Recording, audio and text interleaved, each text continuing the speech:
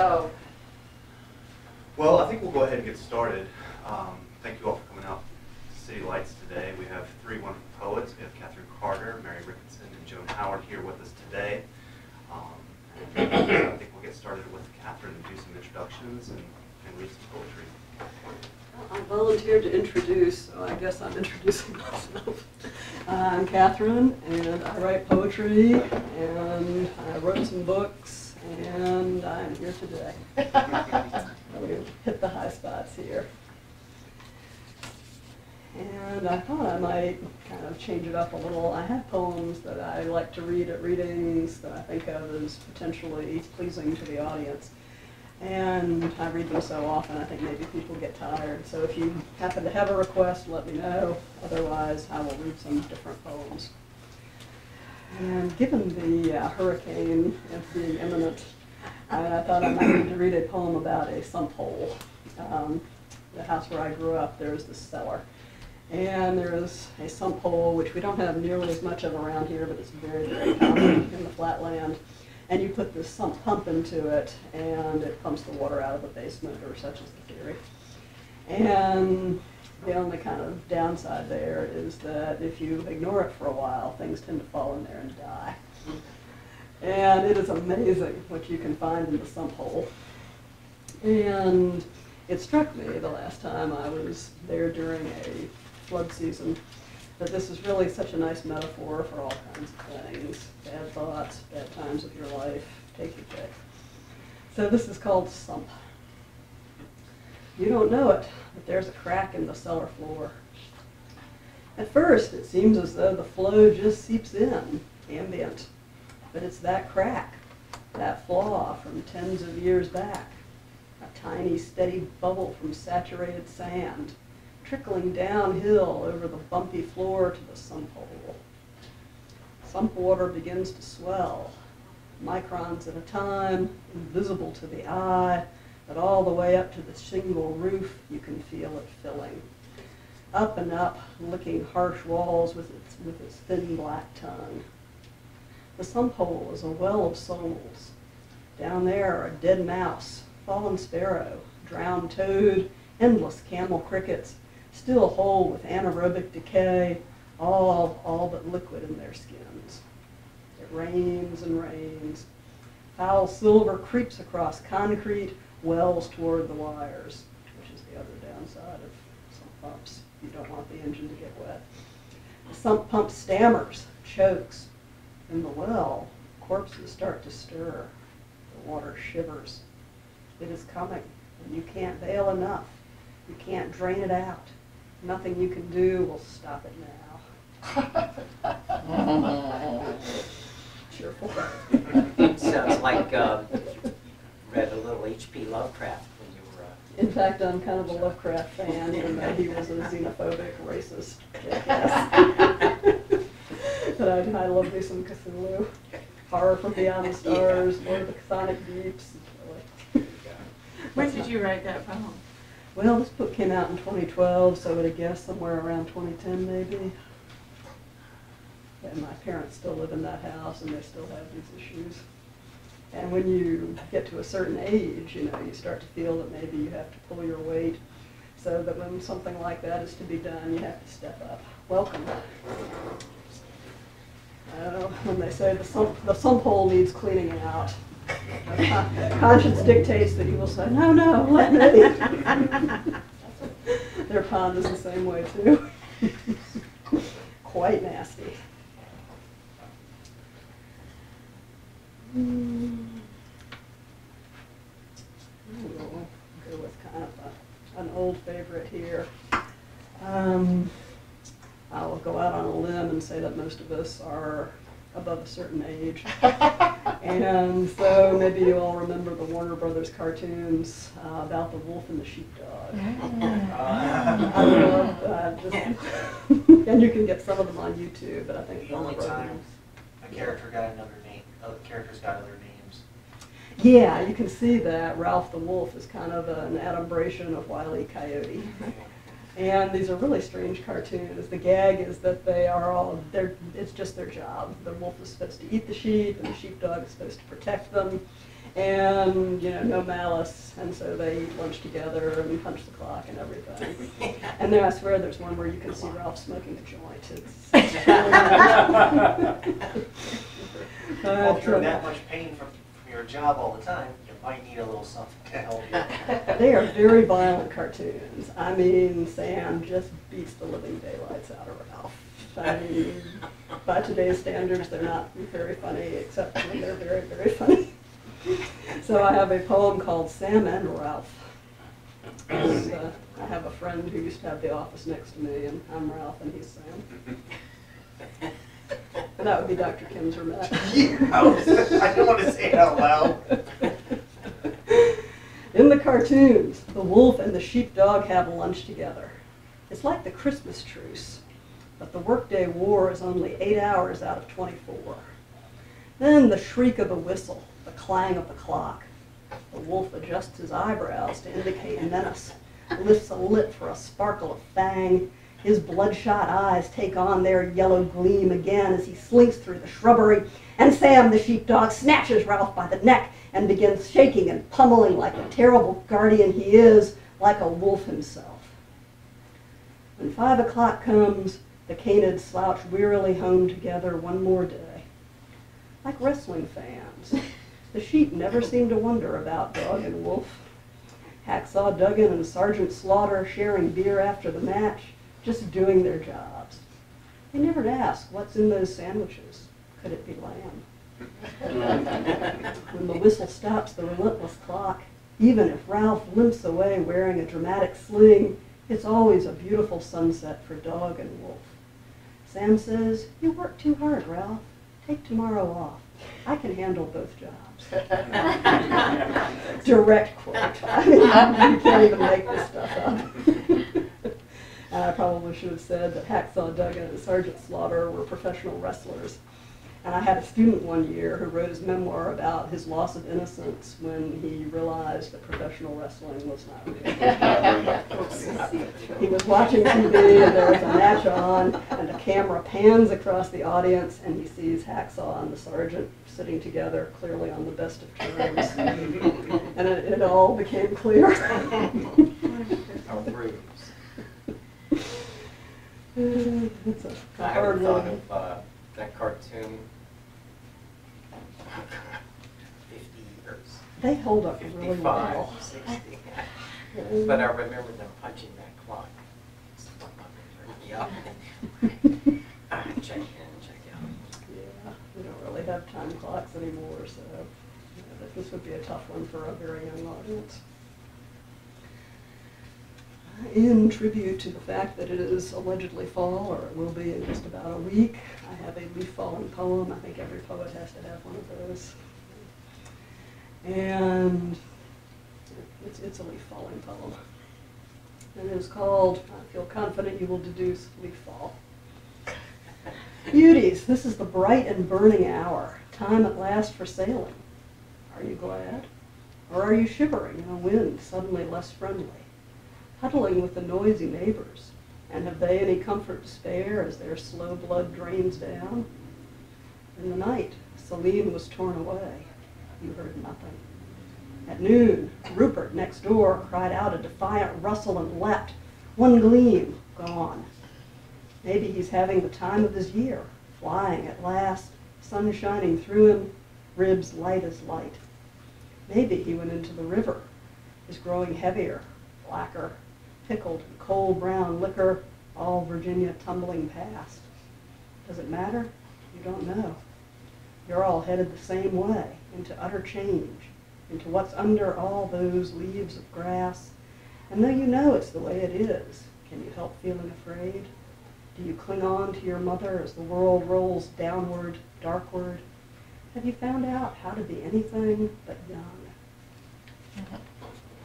I sometimes think one of the hard parts about aging is it's not like you have any practice. You know, your whole life you've been young, and then you're not.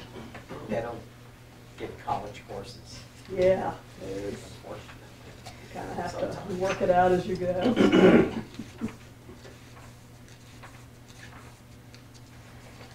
And And this one is called The Fairy Your Parents Forgot to Ask to the Christening. And we all know how that goes, right? It's not good when you forget to ask the fairy to the christening. Oh, And this is for someone I know who has this magical power to attract mosquitoes. They will walk right by me and bite him. And it occurred to me that I could figure out an explanation for this. The fairy your parents forgot to ask to the christening. It was the mosquito fairy. Most beautiful of all in her tiger-striped stockings. Her dainty wings the prescribed gossamer. Her wand of power a delicate thread of proboscis carried in her hand when she hasn't come to drink, when she's already flushed rosy with blood. A bad fairy to slight and annoy, but living inland they did. And now her curse flies home to roost on flesh tender as eyes. Wherever you go, her minions swarm to your warm sea. They ignore me, salt sullen as the marsh mud I was spawned in, where no one ever forgets Our Lady of Aedes, or the greenhead fairy, or the slow spirits of the creeping leech. Instead, they rise straight to you, strike down their wands into your pink champagne veins, drawn to what your parents begot and forgot, the sweetness which once drew them to, whining their buzz of delight and spite as they drink you dry.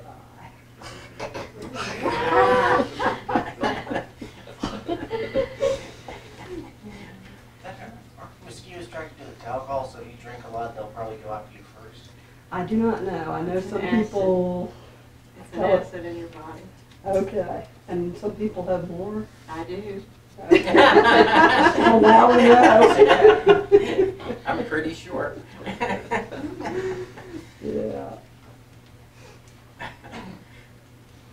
And I will wind up with one from a little book called Account. And it is about hearts, literal hearts. And it has something resembling math in it. Account. Each heart gets a couple of billion squeezing beats, give or take, give and take. Rubbed up, cut bunk, no pause, no naps, as it pump drives closed rivers tiny as algae, red as rust, with their splash of single-celled fish. When they fall still, we do too. You can husband all those squeezes and clenches, make them last. You can pour them out faster, a pebbly clatter of swimming, kissing, breathing in gasps. You get to choose, up to a point. In the time you give to hear this, maybe 90 throbs gone. Are they well spent? Are you all right with that? I've used thousands now, and hardly missed them, mostly to ask you this. So we are going alphabetically, and that means Joan Howard is our next reader. And Joan's poetry has been published in The Lyric, The Road Not Taken, The Journal of Formal Poetry, Lucid Rhythms, Victorian Violet, The Aurorian, Miller's Pond, the 2012 Georgia Poetry Society's anthology, Reach of Song, Poem, Wayfarer, and quite a lot of others. And she's also recently published 2 books, Death and Empathy, My Sister Webb, and Jack Love and the Daily Grail. And you will hear what they are about. She's a former teacher, like so many of us, and has an MA in German and English literature, enjoys birding and kayaking on Lake Chattooga, and she, like all of us, is a member of the North Carolina Writers Network West, which is the western chapter of the North Carolina Writers Network, and also the Georgia Poetry Society. So, Joan, read us something. Okay, thank you. I'll be reading from this book, Jack Love and the Daily Grail, the latest one. It's a long book, and I'm going to read one of the poems, which is about the cover here.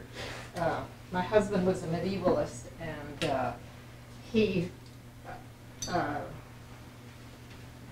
I named the book Jack Love and the Daily Grail because Parzival was his favorite medieval story. And of course there was the search for the Grail there. And in my opinion, the Grail can be won daily by effort. So this book is actually a synopsis. It's done chronologically for 17 years since my husband's death. And at about that time, right before he died, we bought a place in Hiawassee on Lake Chatuge. And so a lot of it is about nature and the lake and birds and kayaking and the time since his death. And most of my poetry is formal verse. I have written free verse, but a lot of it is formal verse and rhyme. Anyway, this one is called A Ride in the Boat, and it was one of the first published poems that I did. This was in the journal, The Road Not Taken, the Journal of Formal Poetry. And I wrote this after we went for a ride in a pontoon boat. A ride in the boat. Beautiful waters, black diamonds, traced golden, dawn's cross currents form, flow under and over all surface, lapped cradle on sun crystals born. So soft, no hand could sense it, so clear the transfixing breath, so swift descent into silver, one intricate, infinite depth. And I also like to look a lot at the birds, which are right outside the window. And this one is called Hummingbird Wars. So delicate and quivering, curled toes but barely there, dew showers from a jasmine, webbed walnut cup-a-layer, world's swiftest beating fire heart, red flowered in nectar blood, whir sudden diving fighter, fierce iridescent flood. And this one's called Fall Widows, on the same sort of topic. The hummingbirds still feed, and it, October 12th. But only females stay. They're gathering themselves to take the autumn flight and followed jeweled mate, a ruby-throated life who sooner knew his fate. And this one, Kingfisher comes to the ladder on the dock often, and I wrote this one, Kingfisher. Kingfisher catch silver and hold, one early fall morning, in brisk winds and cold, surveying the waters, now after the fish, when all was in motion and all one could wish. I'd have to drive from Athens to Hiawassee, and I like to look at the houses in the countryside, pretend that I'm living there. And when I first was reading poetry, I read this poem, and I was so nervous that I had no voice. And when I was finished, they all said, "This is the best poem of anything that you read." I remember this one. It's called A Country Road. A country road, a tiny home, a rectangle of rooms to roam. Shuttered window, graying calm, I hold it in my upturned palm. And this is about this cover, gravestone rubbing, and he did this. He was an artist, really, did a lot of work in wood, but he did this rubbing from a church in Edinburgh, and his worked out real well. And you might want to take a look at it over there, but I'm describing what it looks like. Do you want me to pass it around? Okay, so that you can take a look at it.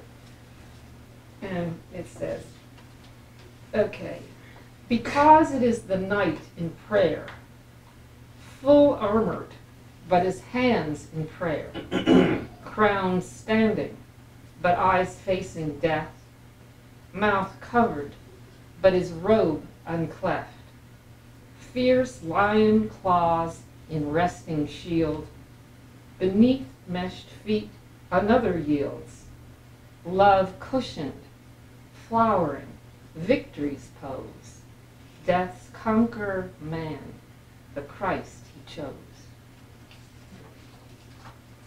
And this is, we all know up here in the mountains you've got a lot of these Joe Pye weed.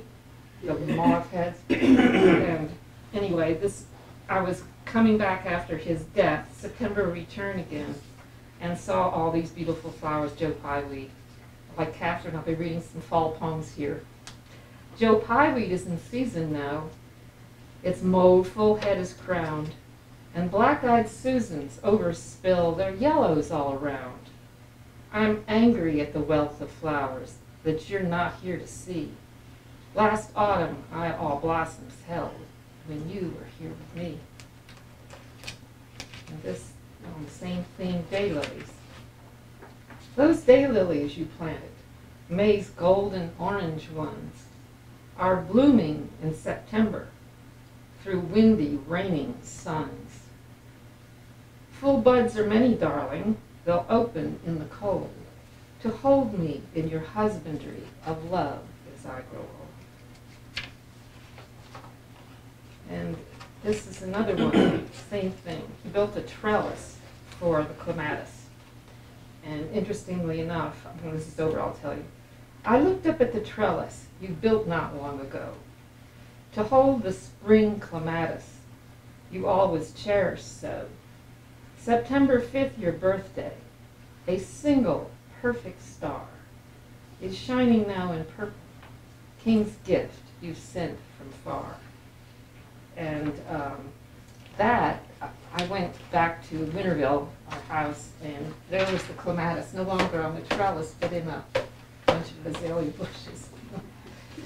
Our kayak lake, I love to kayak, and fall will soon be here at this state. Beached kayak full of brown curled leaves, and on gray lake dawn fog remains for hours until all mist clouds rise. Then suddenly transparent sky, irradiate blues, lake's waters richer, heron flash, wind rushing shadows, spreading taut through plains of gold, will swallow all, imbibed by eye. If afternoon and breezes warm, we'll launch, look up and search near mountains glittering fall, their rounded crowns of yellow, orange, red, and green. This constant startling jar of change, and lift and soar our kayak in. When I was looking out the window, it was wintertime, and I thought of this poem about the paradox of spring. We're just going to go through the year. I'm almost done here. So it's called Modern Assumptions. So long bent gaunt, gray winter trees, the eye accepts just what it sees as evidence of always there. The time that's now is everywhere, but springs within old winter's boughs, more ancient than this age allows. Sweet complications must be seen, because the trees, when gray, are green. Okay. This is one of my favorite poems, and I actually saw this happen. It's about beautiful Lake Chatuge. It's called Beautiful. It is one of the most beautiful days of the world. Now spring, your favorite season, green and growing, branches leafing, reason for airs golden glowing, oaks pollen haze. Great white clouds rise in skies so deeply blue, a robin's egg is pale, and mountain depths revealed because of flowering trees. Your breath is in the dogwood blossoms, warm and new, and all lake's waters are transparent, calm, and thick around boat's wake. They part to azure, lavender, then rolling start, such incandescent light creates some psalm. At night, south's crescent moon and 7 stars lead path to you beyond earth's living stars. And this is the miracle of dirt. Black and filthy, sticky wet, baked to powdered dust, and yet just a touch, a breath of care, and golden forms rise flowering there. This is the poem I wrote not long after Jack's death.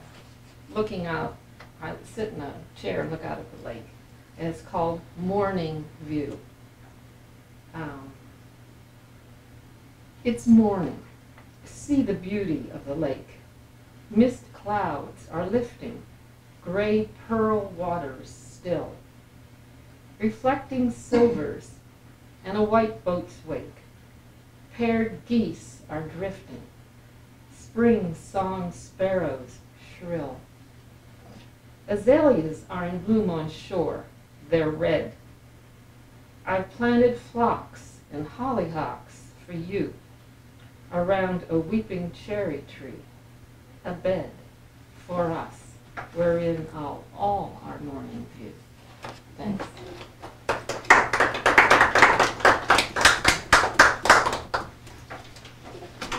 Yes, I did. Good. I set your intro down on the podium. Okay. I've been frantically searching for it. I figured I could kind of fake it, but it's a publications list. So this is Mary Ricketson from Murphy, and she's been writing poetry for 20 years, and she is inspired by nature and also her work as a mental health counselor. And you can hear that in some of her poems. She's been published in Wild Goose Poetry Review, Future Cycle Press, Journal of Kentucky Studies, Lights in the Mountains, Echoes Across the Blue Ridge, Red Fox Run, It's All Relative, Old Mountain Press, Whispers. And she has a chapbook and 2 full-length poetry collections, Hanging Dog Creek and Shade and Shelter. And she took first place in the 2011 Joyce Kilmer Memorial Forest National Poetry Contest. So does this mean your poem is up there somewhere? It is up there, yeah. Excellent. But it's not on a rock right next to a tree. Yeah. So Mary uses her poetry to present empowerment workshops and kind of blends the roles of writer and therapist. And her poems relate with nature and facilitate discussions about personal path and focus on growth in both ordinary and less ordinary times. And she writes a monthly column, Women to Women, for the Cherokee Scout, and she grows organic blueberries. Thank you, Catherine. And it's really good to be at City Lights, and it's good to be with Catherine and Joan. I'm going to be reading from Shade and Shelter. It's been out for about 6 months. No, not that long. It came on April Fool's Day.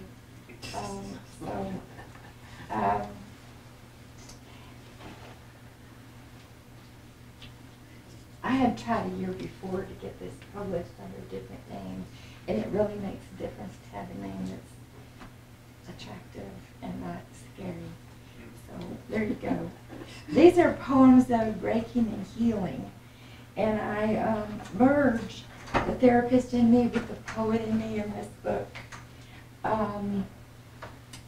I work with people with deep traumas, and I come from trauma too. I choose to live close to nature for the grounding and the healing. And so I get my shade and my shelter from nature, and that's why this picture is like this.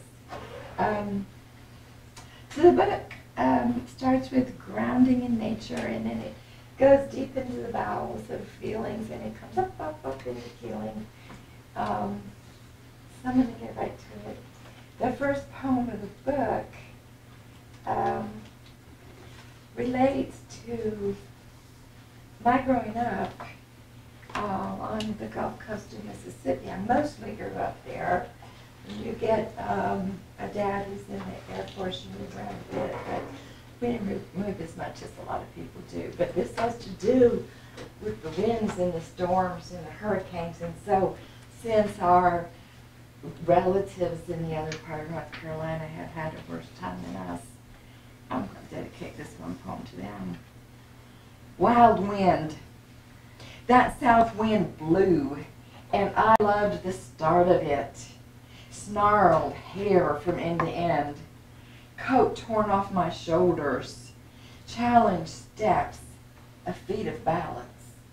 Oddly exhilarated, I hurried from the school bus to home.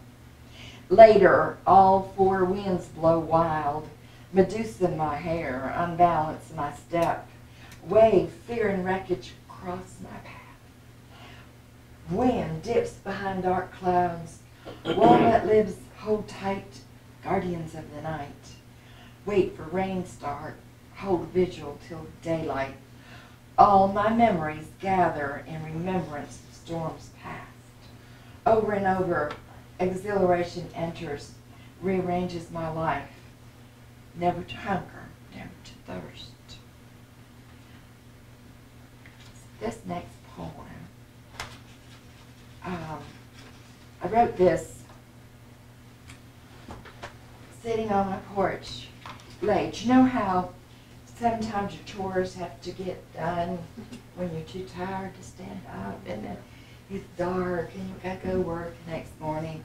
Well, it was one of those times, and so it's midnight and I was stringing beans, and I'm real lonely for my son who won't be home till Christmas. Now, my son and Cynthia's son are best friends. They had gone to part of high school, School of Science and Math, and they live near each other now, California. But midnight beans, these beans, the ones I string and break by the summer full moon, will taste good when you come home this winter. Mindless by now, my fingers grow numb. Time passes slow on this porch chair as I look to the sky, brilliant round of light. But I don't need to see these beans while I do the night. I broke up clods and planted, soon as frost was gone. Watched for sprouts, true leaves, got a good stand. Later, pulled weeds, hoed and tilled under strong sun. I picked at dusk, cool evening, promise of a breeze. Lap full of beans, now wet from wash. Flowers stroke each bean one by one. Simple chore in need of time. This night of beans is empty, with perfect moon fills the whole sky. I worked on perfecting this poem during the last class that Catherine Strickland by her taught. Never forget that. So here's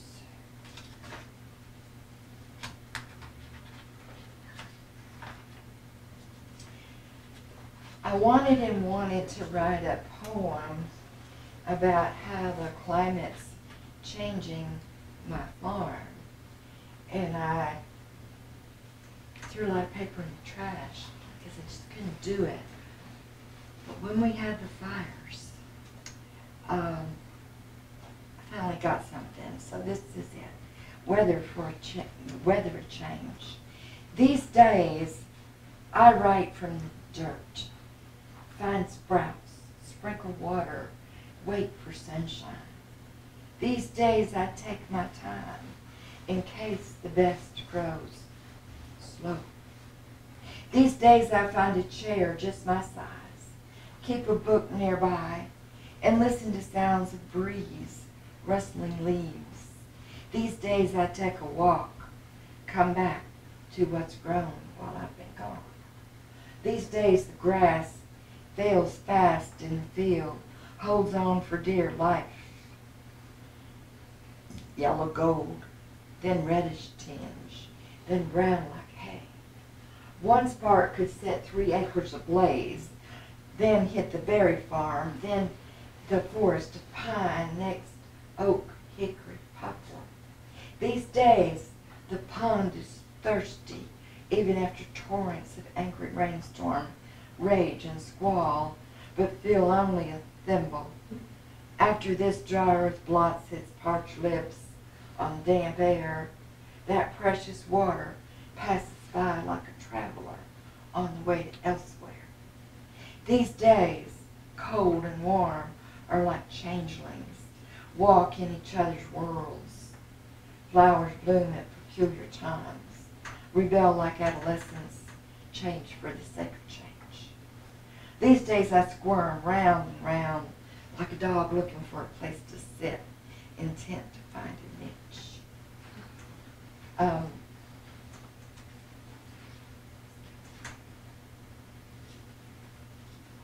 So this poem, I'm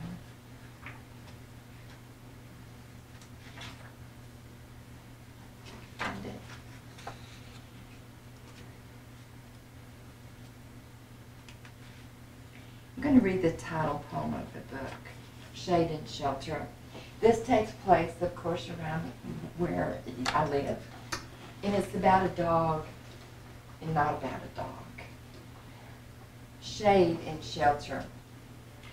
White toes lies on the covered porch of an empty house on a quiet corner. Tired or weak, he does not speak his story of escape from dog to dog aggression, his own home a mile away. What else happened 2 months ago? My midnight does not spar, does not play. She does not test the waters to connect. She walks on by. White toe shrinks into the edges. Prayers for rain abound. Beg for end of summer's long drought.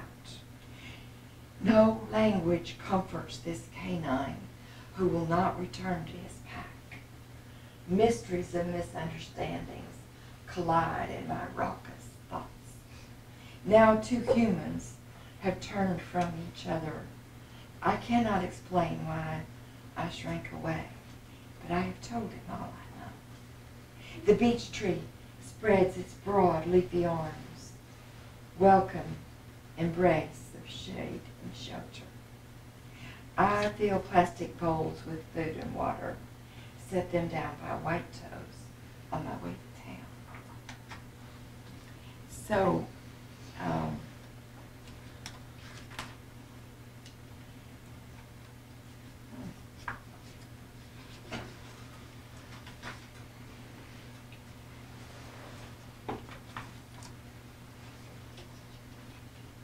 there's a tree at the end of my field. It's a walnut tree, way down the field. And I've been looking at that same tree for 40 years, and it's a walnut tree. And so it inspired my poem, Walnut. Suddenly, I remember life is hard. One walnut tree stands at the end of my field. 40 years I watch. It never wanders, never moves, only sheds its leaves, drops its weakest branches when storms rage through the cove. What is a woman but a tree that walks around? Storms and seasons leave scars on ripened beauty, carve hearts in the bark, where mysteries of strength lie in the eyes of each beholder. No decision diverts the tree. A tree does not worry about its fate. Straight and tall, it stands through all seasons.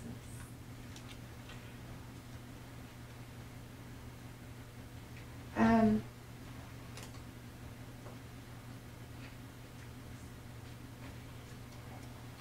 wanted to write a poem about fear because I was having so much of it, and I was trying to use this technique where if you're scared of something, you should get acquainted with it and find the good in it and see if it changes things.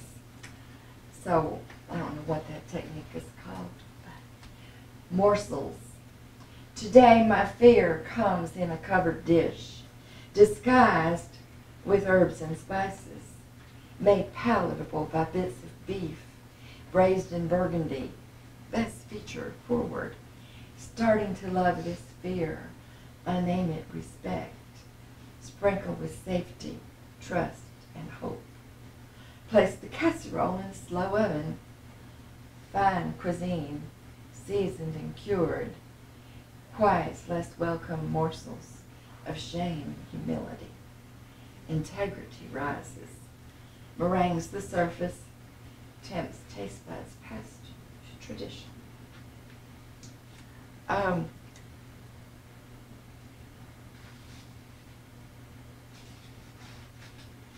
I'll read this one. This is Placing the Sorrow. There's a very big beech tree, not on my land, but on where I walk, on a corner. I come to love the beech tree. I think I must have always, because when I was in elementary school and I wanted to draw a tree, I'd draw a big fat trunk and lots of leaves curled up. And that was it. And I think that's what that beech tree looks like. Placing the Sorrow. Under the beech tree, beneath a circle of hard cracked dirt, surrounded by lush wild green, beside a rushing creek, 3 lengths of lonely lie buried. When the moon is just right and stars hide from view, the deer forget to feed and the owl does not call, the lonely stirs. You can hear it shout, you can feel it stand, you know the words of its demand. You quarrel till tree limbs shiver, and silent is an unknown word. Finally, when lonely tires, puts down his protest posters and crawls back underground, you walk a steady, slow pace, eyes straight ahead. You bury the feeling and disappear from the beech tree.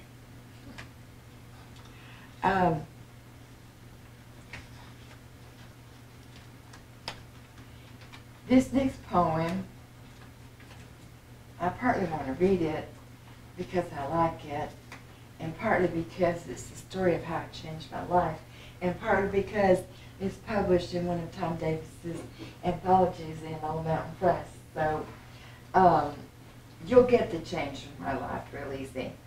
I think I could name it Victory, but it's called Prophecy. Go away, little girl from the woods. Send back my sweet smiling Mary. Mother words meant to shame when I was rude, talked back, or fell into deep pensive thought. When I grew up, I found my home in the woods. Sun and moon greet me in their own time. Birds call in the morning, frogs croak at night. I smile of my own accord.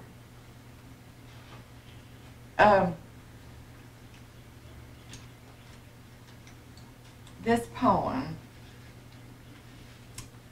is about when we started the Better Women's Program in Murphy.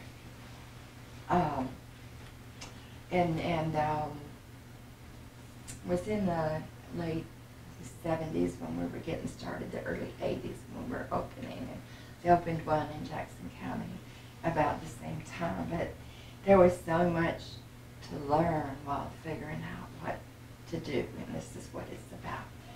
Secrets. All pretended no rape, no fist, no bruise, no break. All kept secrets till one eye opened, then another. Finally, a shelter emerged, safe place to start again. Maple trees out front held the red tinge of spring growth. Old ladies shared stories long held.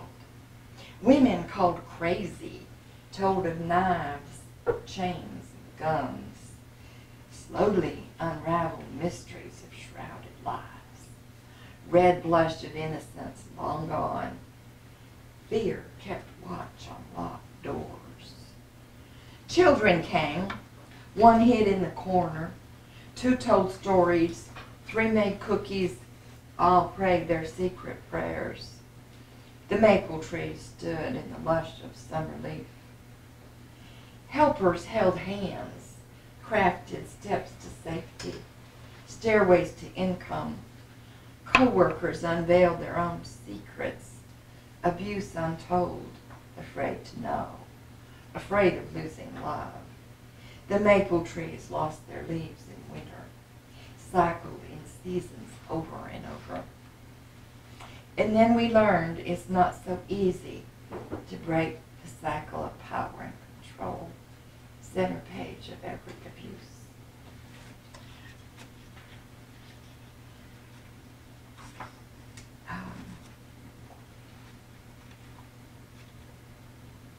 I'm going to read you some instructions. We still have a little nice weather after this rain is done to do this.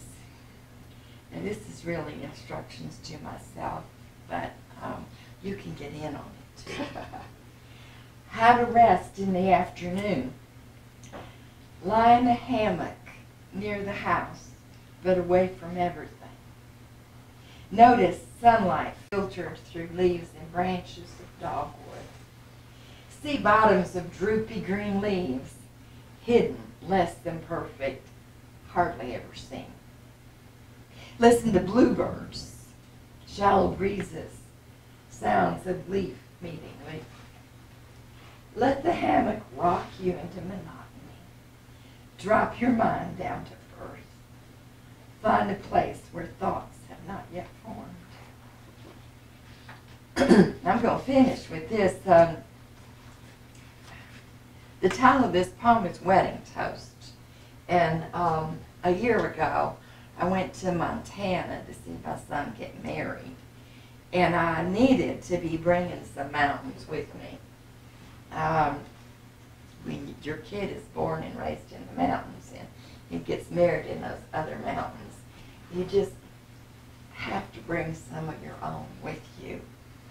So this is the toast I gave there, but it's really my wishes for all of us. Wedding toast. We live close to the earth. The ways of nature teach us in steady and often surprising ways. So my wish for you, as you walk this world together, may the sun shine steady on your path. May the weeds you pull make space for seeds only you can sow. May you hold your own course as the winds of change blow soft or sharp. Allow stars and moon to guide your steps. Look with your third eye. Listen for bird calls. Drink from the cleanest brook. Ground yourselves in truth and curiosity. Keep the home fires burning. Let yourselves grow close enough to see what even the mirror does not reveal. Thank you.